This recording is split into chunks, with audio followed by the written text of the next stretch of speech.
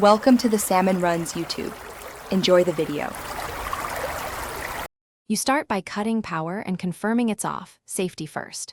Once the breaker or switch is off, make sure the fixture cooled for 10-15 minutes so you don't burn your fingers. Put on gloves and set a stable ladder under the spotlight, then remove any trim or lens carefully, noting how it fits so reassembly is easier. While you're at it, check the bulb base type and wattage. This prevents mismatches later and explains why the correct replacement matters. Next, unscrew or unclip the old bulb while supporting it with one hand so it doesn't fall. As you remove it, inspect the socket and wiring for corrosion, discoloration, or loose connectors. These problems can cause flicker or failure. Clean contacts with a dry, lint-free cloth and check the fixture housing for debris. Choose the replacement that matches wattage, base type, and beam angle.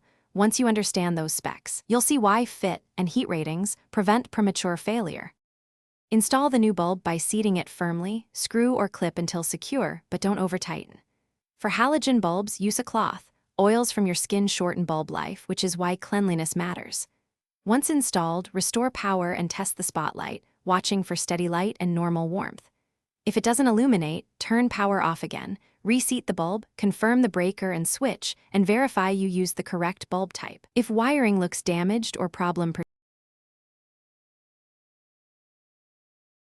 Thanks for watching. Consider subscribing if we helped you.